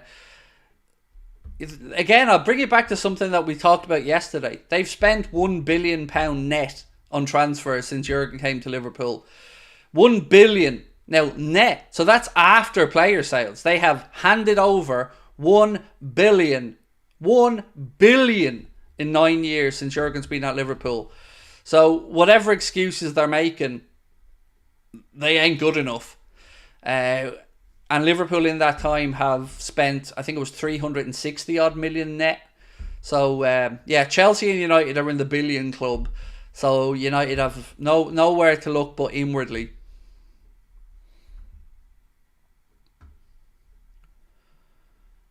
United lost 4-0. That's shocking. How's Lucas? He's good, thank you, Irfan. He's on a little break from school. Their school is off until, I think, the 13th or something. So he's good, enjoying a little bit of time off school. I'm unsure if this is true, but I'm pretty sure Ten Hag has a bigger net spend than Klopp. I don't know that information off the top of my head, mate. United now have set a record, 13 defeats in a single Premier League season. Never ever happened them before. Oh, this makes me happy. This makes me very happy. So, Anfield Sector posted this earlier on, and it's from Lewis Steele. And it's about Arne Slot, and it said, Slot has been known to stay up all night studying opponents to find their weaknesses. He will cut footage of his own team in bad moments such as poor misses or a defender falling over to not dampen confidence. I like it. I like it a lot. Virgil. So we haven't spoken about Virgil yet. Virgil's given a bit of a hint that he could well be sticking around. So he said, new deal. No news on that. The club is busy now, but I'm very happy here. I love the club and you can see that as well. There will be a big transition and I'm part of that. And I'm cool with that. You know, my thoughts on his captaincy are one thing, but Virgil the player, no problems there. We've been up and down defensively recently, and yes, we haven't been quite good enough there, but I certainly think giving Virgil an extension on less money, I think that's no problem. So I'm happy to hear that he certainly feels like he's going to be part of the future, because he should be. And the sooner the better we get clarity on his situation, Trent's situation, and Mo's situation, the clearer the picture will start to look for what next season will look like. And by what some other lad is really weird as well, by the way. You said to me, Craig, you said you'd sell Salah, therefore you hate him. It's like, I said I'd sell him, yeah, but you're forgetting the whole context of why I said I'd sell him. The contractual situation and his age. You know, before you even go into form or anything, I just don't like the idea of any player going into the last year of their contract. So that's why I've always said I would personally sell if I was making the business decision. But they neglect to say the other stuff I said as well, which is if he gets a new deal on less money and stays, I'm sound with that as well. They always forget these other little bits when they're trying to put words in my mouth. What would you do with Canade? Good question. Good question. Because I've got to say, big fan of Ibu. Big fan. But very confused.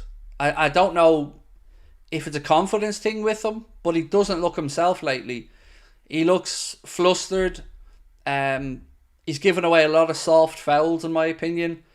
Although as a team we're doing that, you know. I've lost track of the amount of silly free kicks we've given away in and around the edge of our box. But I certainly wouldn't be considering selling Ibu. No, I'm somebody that believes the more competition in the squad, the better, because it raises everyone's level. So for me, bringing another centre-back that puts pressure on Kwanzaa, Van Dijk and Canade. Same for Mo. Whatever you think about whether he should stay or go, him having no competition on the right, I don't think it's healthy. So yeah, more competition, and I think that Jurgen said it himself. I'm almost certain once he said that you bring in one or two players every year to freshen up the squad and increase competition, because people need to be on their toes. They need to be looking over their shoulder and know that if they aren't performing, the next guy's ready to come in and take that chance.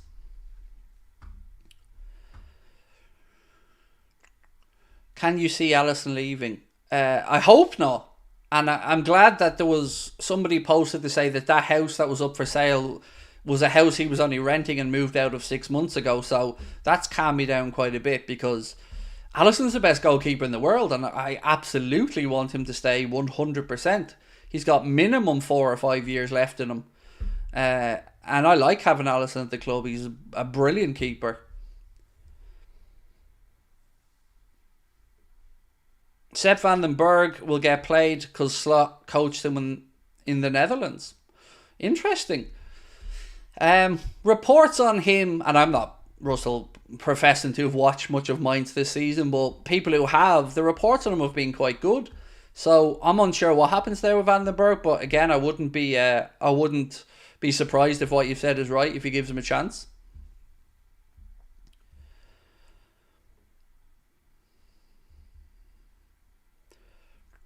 I'd love Bobby Firmino to come back. His best days are well and truly behind him. Bobby was my guy. I loved him. But I felt, time was right. Kyron Wilson just won the snooker. Congratulations to him.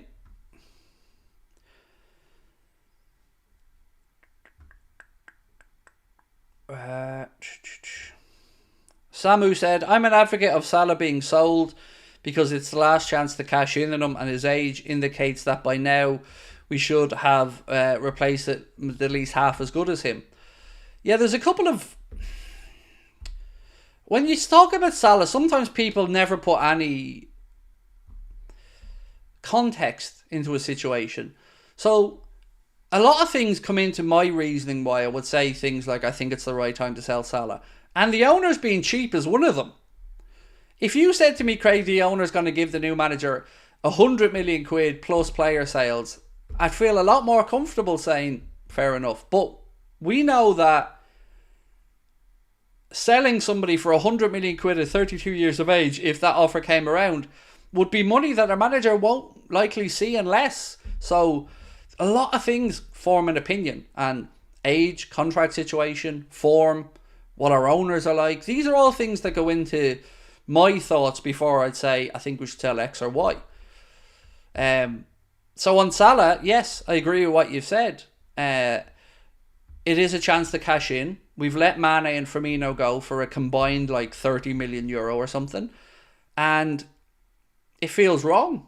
It feels wrong that we didn't refresh the squad, because we're supposed to have owners and be a club that are clever with money and frugal and punch above our weight, and they just seem like silly decisions to me. And allowing this to happen where... How do you let Trent get to the last year of his deal? How? Whatever about Virgin, Salah because of their age or whatever, but how do you let that happen with Trent? Your vice captain, coming into his peak, had a great campaign, and I'm honestly baffled. I don't understand how this... Is it arrogance that they believe he'll definitely sign a new deal? Or, I don't know, it feels odd to me.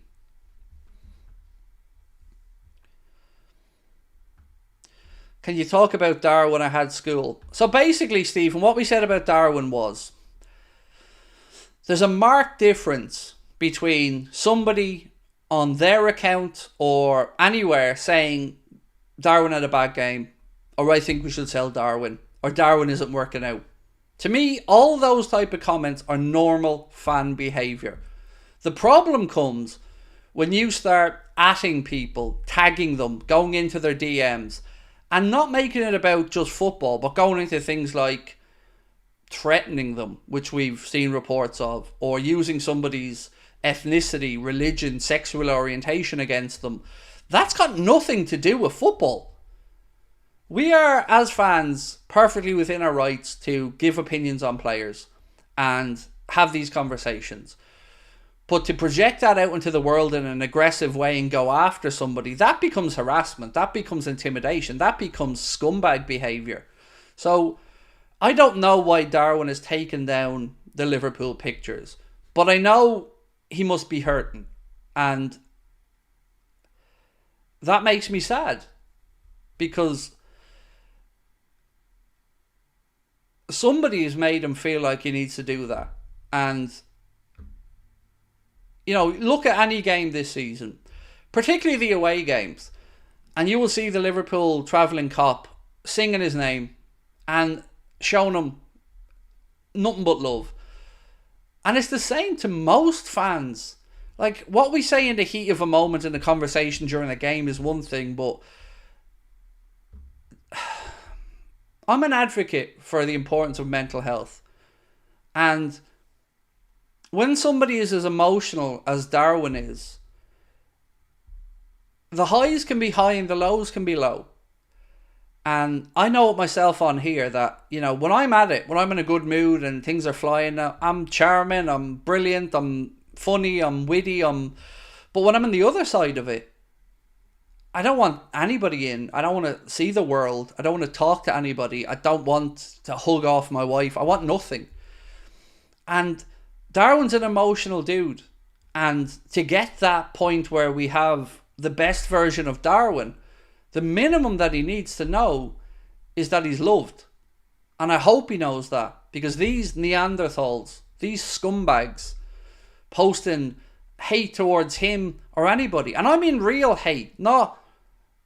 Well, actually, if you go into his DMs and say anything to him other than "big fan, love you," is a bit weird. But you're okay to say he had a poor game. That's normal. But if you're really just targeting somebody and harassing them and threatening them, that's not fandom. That's not even normal human behaviour. It's scumbag behaviour, and it makes me incredibly sad, because I've been the victim of it, and I'm a nobody. So I can only imagine that multiplied out to the size of his profile as a professional athlete. And I hope he's okay. And I hope we, as fans, can project that they don't represent us. That they aren't us, you know.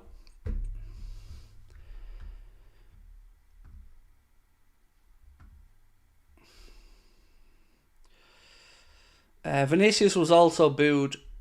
But there's a difference between booing somebody, which is an opinion, and being racist towards them.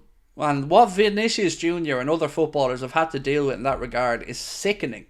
Sickening. You know, you've all seen the posts of when Saka missed the penalty with England. Disgusting. No human being should have to put up with that.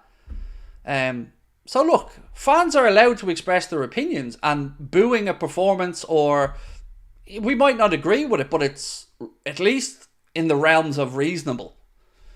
But when you take it into these dark corners of the internet and you're using the anonymity that the internet provides you to try and intimidate, harass or bully people, that's a very different thing.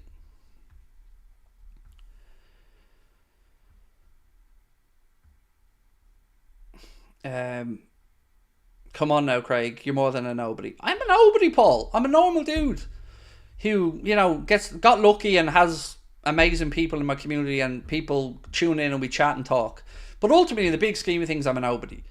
And I know that as a nobody, the little bit of, what would I call it? I don't even want to use the word fame. The little bit of public persona that I have has caused me to have to leave social media, because it was horrible. I had posts, people talking about wanting to hang me from Lime Street, from lampposts. I had threats. I was doxxed. And I said, I'm a nobody. And I know how much that impacted my life. And it didn't matter that I was getting millions of views on YouTube, or it didn't change that. And no amount of money would have made that better. So, you know, these people are humans as well. And yes, they're there to be judged as footballers, but that's it. That's where it stops. Can we talk about Jones? Yes, really good. Thank you, Andre. That's a great shout, mate. Curtis Jones, where are we at? I'm glad Andre brought this up, actually, because I've been meaning to bring it up over a few streams, and I get so sidetracked I forgot about it. So thank you for that, Andre. Where are we at with Curtis Jones? Because you all know that I was a critic of Curtis Jones for a long time. And then his form improved, and I put my hands up and I said, wow, didn't expect this from Curtis Jones, but this version of Curtis Jones, wow. I feel like now we're starting to regress again.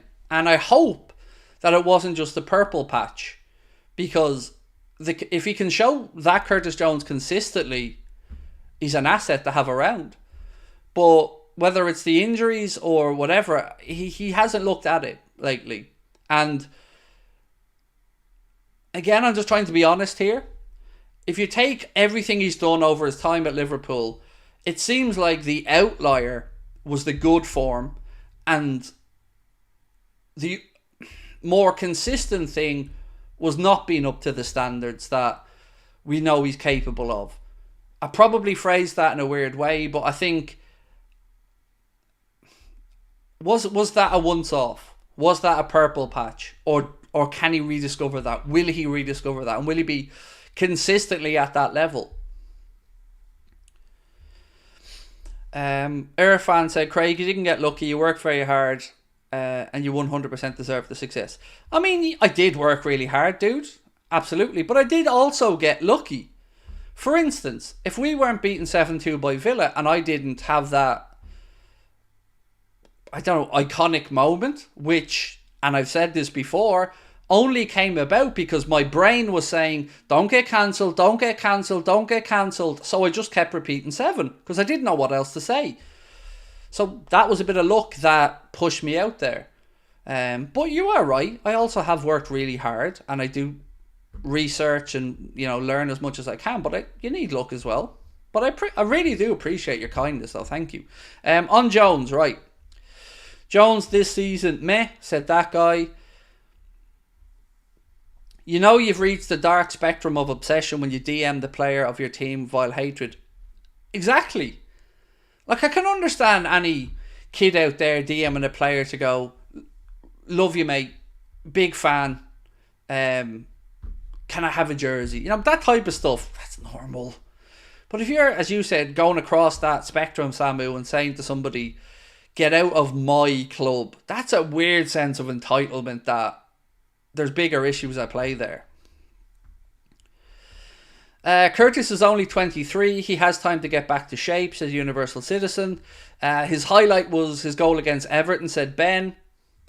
Craig, hope your daughter had a great birthday party yesterday. Thank you, Terence, for remembering, mate. Yeah, she had a great night. Great night. There was one of her friends, it was their birthday as well, so they had a combined thing. And yeah, she came back all smiles afterwards. So yeah, she had a lovely evening, mate. Thank you. Still find it weird that I have a 20-year-old daughter. Like, it makes me feel old. Can we get a poll? You know you can get a poll. If there's one thing you know I love, it's a poll. Right, let's get a poll up then. How do I phrase this poll though? How do I phrase it? Because I don't want to be spiteful in the poll either. What's the right way to ask this question? I'm just going to say, is he good enough? I think that's the fairest way.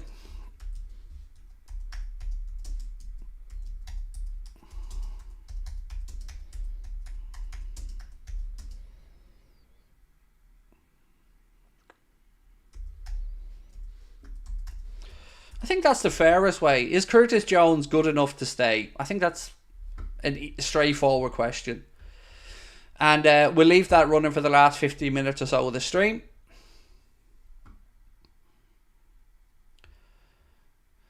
Social media companies doing F all to protect. Too many people getting hate messages like Darwin and women being threatened. I left Twitter. It's bad. I left Twitter as well, Stargirl.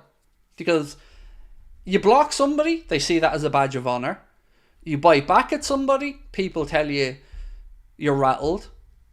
You say things like, this shouldn't be the norm, and people again, you can't win on there, mate. I left it as well. And it probably damaged my own career to some extent by not having a presence on Twitter, a personal presence, but I wouldn't still be making content if I did, because it would have affected my mental health way too much. And I know I couldn't have coped with it. Do you think from next season Elliott should start with his current form? Yes. Yes. Yes. Yes. I read a piece in the Echo. It was John Aldridge's opinion piece, and I agreed with what John said. He said no more looking at Harvey Elliott in a wide position. He's a number 10 now, or a midfielder. That's where he's got to play. And I agree. That goal of his yesterday, oh my God, wow, what a strike.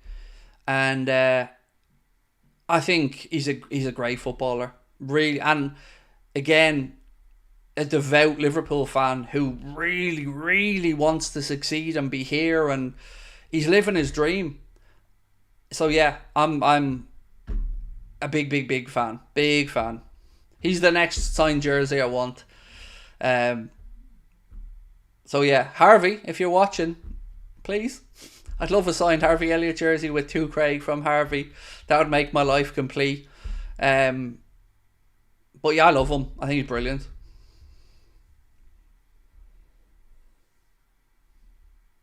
What about Szoboszlai's recent form? So I'm definitely concerned about Dominic Szoboszlai's recent form, but I'm not concerned about it going forward. This is his first year in the Premier League. It's his first year in England. It's his first year at Liverpool, and lots of change goes along with that. And then there's the human aspect of settling into a new city and all that other stuff. He's had injuries to contend with.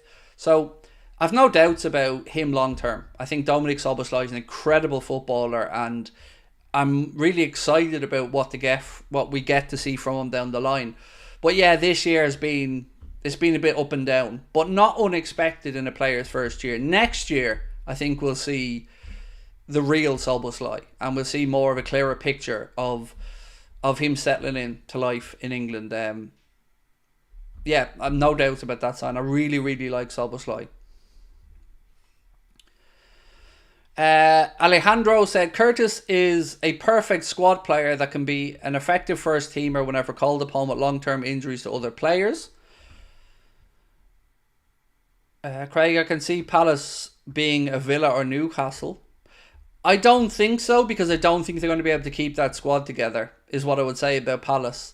I think you'll see people start to come in and look to take away the likes of Elise and Eze, and if they could keep it together, look, anything is possible. But I do feel like the vultures will circle, and the big clubs will come knocking. What signed jerseys have I got? Oh God, I've got quite a few, mate. In my room here, Virgil, Diogo, Trent, Gerrard in the hall, Alisson upstairs, yet to be framed. I have a John Aldridge one yet to be framed. I have a Didi Hama one yet to be framed. I have a Robbie Fowler one yet to be framed.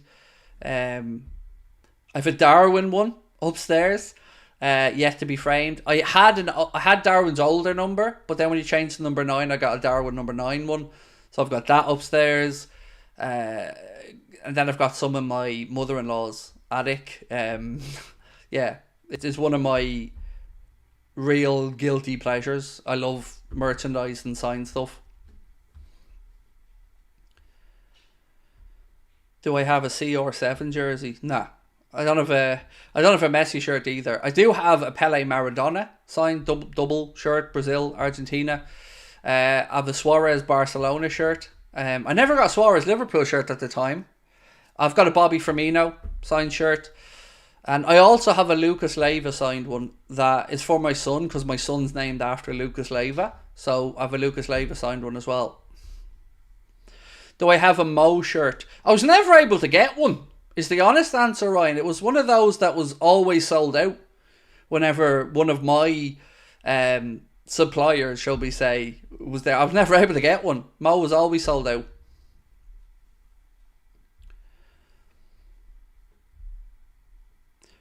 Where do you get your shirts from? Different people. So Carl in our Discord group, he gets signed stuff all the time. Sometimes I get stuff from the likes of A1 memorabilia, stuff like that. Just different bits and pieces over the years. I just love them. I love framed jerseys. I love looking around at them. I love knowing that, Virgil signatures on that one there as an example.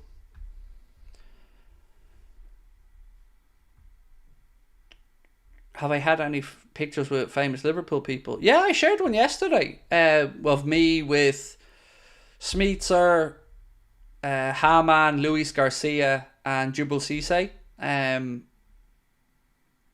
I've not been lucky enough to meet any of the current Liverpool team. No. What's my favourite shirt? Good question. It's probably the Maradona one. Yeah. I had a signed Kenny picture, and I don't know for the life of me where it is. A signed King Kenny one. I don't know where the hell it is.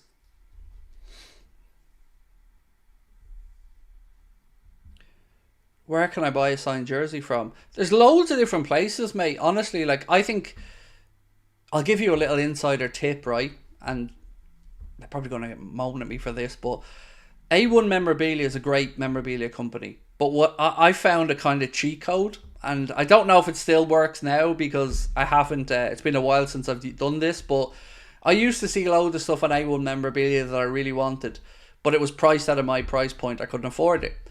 Then I noticed that they do internet auctions, and then I went and I bid for a Gerrard shirt on an internet auction for them, and I lost. But then I found out that they do, a lot of the time, if you lose a bid, they have other extra ones and they contact you and say you could have it for X or Y.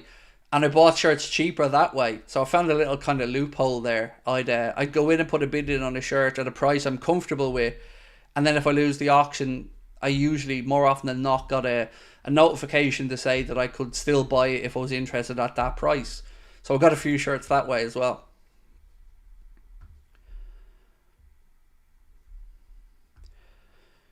Do I see Diaz in the team in the next 2 years? No, I don't. I don't know.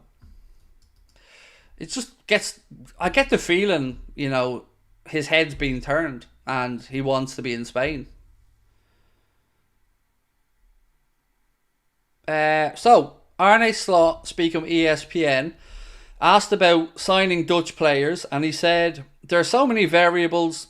If a player is good, it shouldn't matter what level he comes from, but at the moment there's no talk of anything because nothing has been officially confirmed yet. So there you go. What did you call the site? A1 Memorabilia.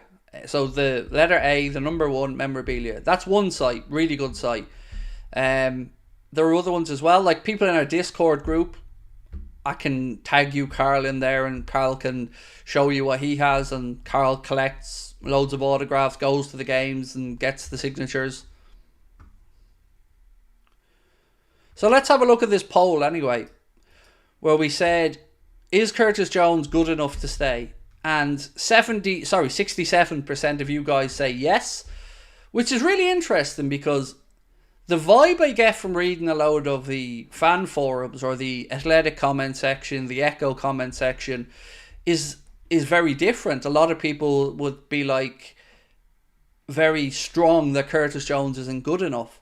So it's very interesting for me to get your opinion on that, because it shows that obviously those opinions are just from people who have an agenda, which makes this result really interesting. Do I think we should sign Osimhen? No, I don't. I don't think he's worth the money. Do I think Darwin will go for a swap deal at Barcelona? I've no idea, Tanya. Haven't got a clue. Like, who would we take in that exchange, And I don't want to get rid of Darwin. I've said this before. I was on the fence for a week or two, and ultimately I think I'd like to see Arne Slot get a chance to work with him. But I don't know how Darwin feels, I don't know if Darwin feels like he wants out. I can't answer that one. Who will be our 9 next season?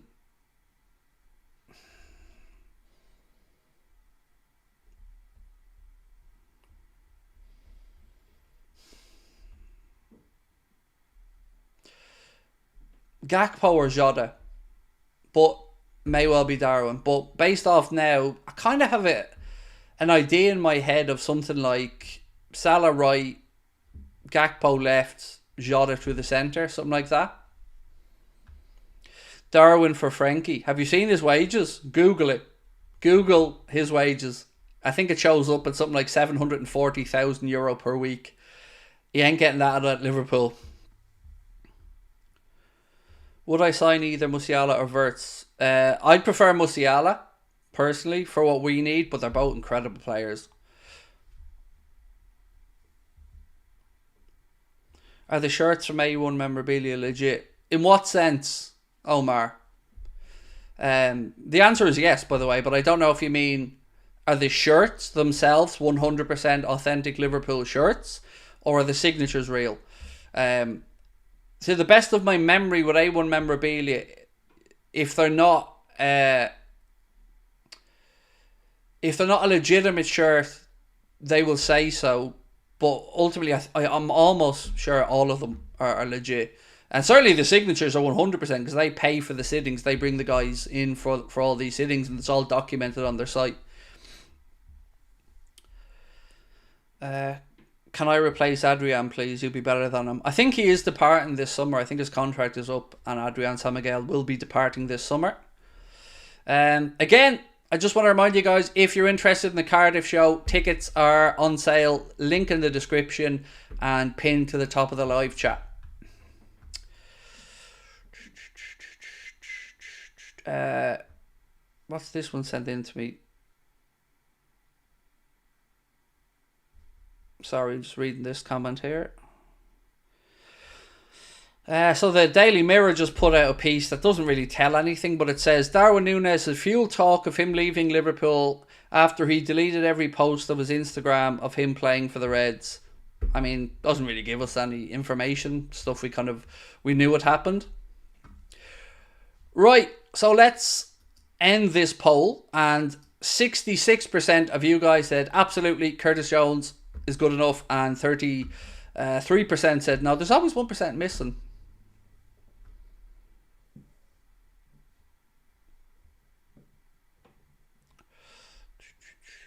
They just made that Nunez story at the spot.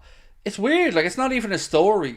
I mean, yes, it happened, but it doesn't give any indication of anything that he wants to do, just that he's obviously upset. And again, if he's being abused and trolled, I can understand that.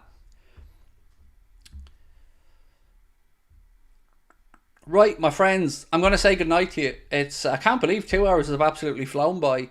But I will see you guys tomorrow, same time. I'm at my psychologist at 5, but we'll be back for the 8:30 stream tomorrow night. And remember, we just need 2 sales a day at the Cardiff show to sell it out between now and the show. So don't forget to go and check it out if you can. We'll be up in Belfast May 31st as well at the Limelight. And we'll be in Liverpool on August the 4th. Thank you for a great night tonight as always. Really appreciate your input. I'm still hoping we get this Arne Slot announcement very soon, but I will catch you guys tomorrow, same time, same place. Have a good one. Much love.